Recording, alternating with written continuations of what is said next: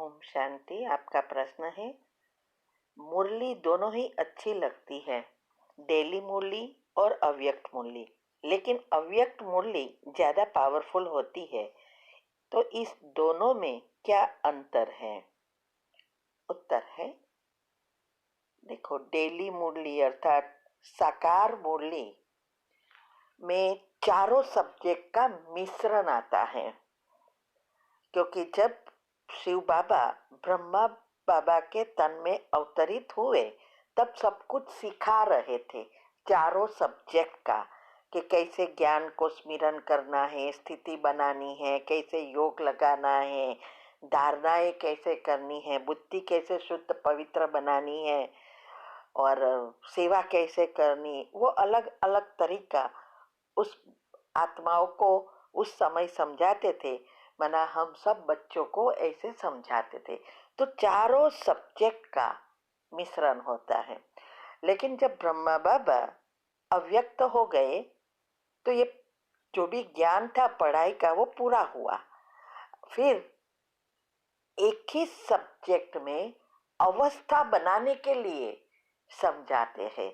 तो अव्यक्त मुरली में कोई भी एक सब्जेक्ट पर डिटेल में समझाते हैं और फिर उसकी इससे हमारी अवस्था अच्छी बने।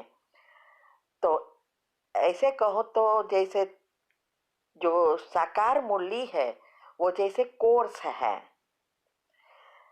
हमारी डेली पढ़ाई है, और अव्यक्त मुरली फोर्स बढ़ती है आत्मा में, क्योंकि बहुत डिटेल में होती है।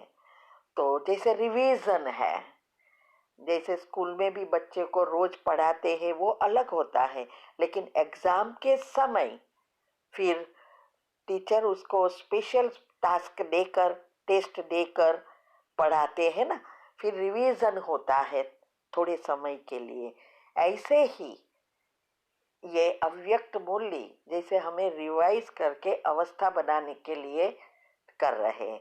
इसीलिए अव्यक्त मुरली बहुत पावरफुल है और बहुत सारे राज इसमें डिटेल में होते हैं। तो यही दोनों में अंतर है। बाकी दोनों ही मुरली से अगर हम प्रश्न उत्तर निकलने का प्रयत्न करें, मंथन करें और मनन चिंतन करें तो हमारी अवस्था श्रेष्ठ से श्रेष्ठ बन सके, क्योंकि हमारी बुद्धि शुद्ध पवित्र बनती है, उतना हमारे कर्म पर भी कंट्रोल आता है। मना हमारी इंद्रिया सभी हमारे वश में आती है, बुद्धि का ताला खुलता है, योग अच्छा लगता है तो आगे बढ़ते हैं। सारा आधार हमारी पहला योग की अवस्था पर है। ठीक है। ओम शांति। आपका प्रश्न है, हम जब छोटे बच्चे को पैसा देते हैं तो वो पैसे से जंक फूड वगैरह जो उसको हेल्थ के लिए भी अच्छा नहीं होता है और मोबाइल में गेम खेलने से क्या इससे हमको पाप लगता है? उत्तर है, देखो, एक है आजकल की सिचुएशन अनुसार उसको देना है। बच्चे जब छोटे हैं तो हमारी फर्ज होती है उसको दे। अगर आप कहेंगे कि मोबाइल पर गेम ना खोलो तो भी वो खेलने वाला है, क्योंकि हमने छोटेपन से ही उसको आदत डाल दी है और खाने में भी ऐसा ही किया है। फिर बड़े होकर कैसे कंट्रोल होगा? इसीलिए बच्चे और टीनेज और पेरेंट्स के अभी जो वेबिनार चला है उसमें मैंने डिटेल में समझाया कि कैसे बच्चे बड़े होकर बिगड़ते हैं। तो ये जंक फूड खाना वगैरह वो तो एक नेचुरल हम उसकी एक स्वभाव बन जाता है। वो तो उसके कर्म कहो या पाप कर्म इससे नहीं बनते, लेकिन बच्चा बड़ा हो जाता है और बुरी आदतों का शिकार बन जाता है और तब भी हम पैसे देवे, जैसे ड्रग्स लेना, सिगरेट पीना, दारू पीना, बाहर जाना, क्लब में जाना, ये सब करता है, माँ बाप का सुनता नहीं और उस समय हम उसको पैसा देते रहे तो वो पाप बनता है। उसकी जरूरियात के लिए जो चीज देते हैं वो पाप नहीं बनता है। फिर उसके अगर वो गलत खाना खाए तो उसकी भोगना उसको ही भोगनी पड़ती है। ठीक है। ओम शांति। आपका प्रश्न है, अगर कोई आत्मा ने 10-15 दिन पहले शरीर छोड़ चुकी है तो निमित्त अगर हम सेंटर पर भोग लगवाना लगाए तो क्या उन आत्मा को कुछ फायदा मिलेगा?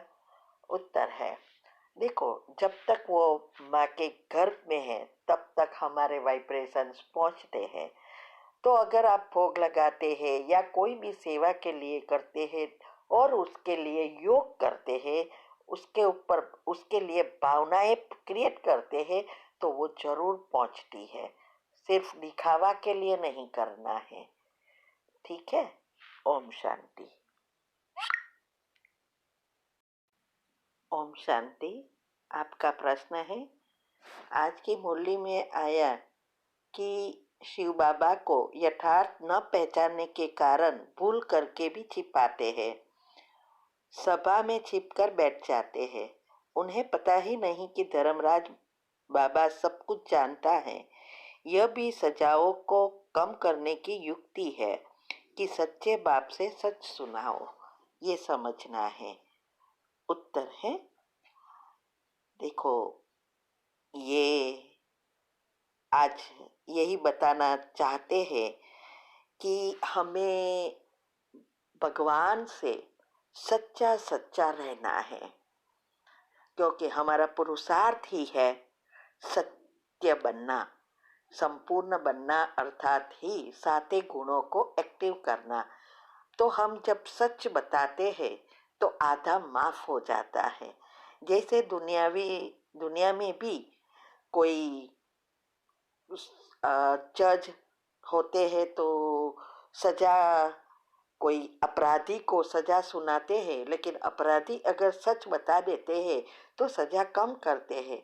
इवन जेल में जाने के बाद भी अगर हम अच्छा परफॉर्मेंस करते हैं तो सजा कम कर देते हैं।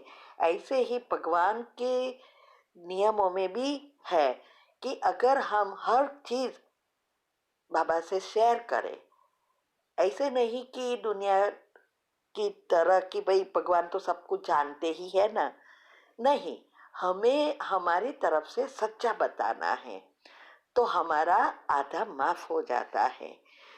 तो इसीलिए कहा कि ये तब होता है जब हम भूल जाते हैं कि भगवान सब वो सजा देंगे, वो धर्मराज भी है। और वैसे भी हमारे अंदर ऐसे सिस्टम है, तीनों एनर्जी का बैलेंसिंग होता है। तो हमें ऐसी आदत डालनी है कि हर बात बाबा से बात करते रहेंगे तो जब भी कोई मिस्टेक हो जाए तो हम उसको तुरंत बता दें। और जो भी हमारी धारणाएं हैं वो धारणाएं इसीलिए है कि हम सतयुग में पहले जन्म में वो भी श्री कृष्ण के साथ आए संपूर्ण बनने के लिए। तो हमारे ये आबू जब हम जाते हैं तो कई बार हम धारणा पूरी नहीं करते और फॉर्म झूठ बोल के भर देते हैं। तो इसके लिए कहते हैं कि वहाँ भी छुपके से बैठ जाते हैं। और इसकी भी बहुत सारी कहानियाँ शास्त्रों में भी लिखी है कि भगवान के दरबार में या इंद्रजीत के दरबार में ऐसे ऐसे जाके बैठे, पत्थर बन गए, ये सब बातें हैं, ये यहाँ की ही है। इसीलिए हमें हमेशा जो कुछ होता है, भले वो छोटी चीज भी क्यों ना हो, बाबा से बताने का पुरुषार्थ करना है। सच्चे दिल पर साहेब राजी होता है। ठीक है। और सच्चा दिल वही करेंगे जो निरंतर योगी होंगे और जो पूरा पुरुषार्थ करते साते चक्र या साते गुणों को एक्टिव करेंगे, वही ये अवस्था को प्राप्त कर आगे बढ़ सकते हैं। ओम शांति। ओम शांति। हाँ, कई बार हम प्रश्न के उत्तर में कहते हैं कि आप YouTube पर हमारे चैनल पर जाओ और प्लेलिस्ट में आपको सब कुछ ग्रुप वाइज मिलेगा, लेकिन कईयों की कंप्लेन होती है कि हम उसको प्लेलिस्ट में जाने का समझ नहीं आ रहा है और या नहीं जा रहे हैं। तो उसके लिए मैंने यहाँ विधि बताई है कैसे चैनल खोलनी है और कैसे आप प्लेलिस्ट में जाके चूज़ कर सकते हैं। तो प्लीज़ ये विधि फॉलो करो। ओम शांति।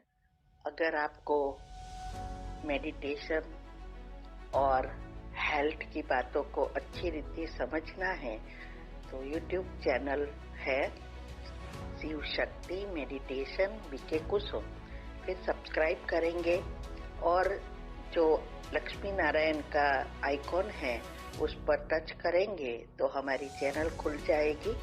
वहाँ प्लेलिस्ट में आपको सब कुछ ग्रुप वाइज मिलेगा। साथ साथ लाइक, शेयर और कमेंट भी कीजिए। इससे आपका दुआ का खाता बढ़ेगा, बुद्धि का ताला खुलेगा और आप जल्दी जल्दी आगे बढ़ सकोगे। ओम शांति।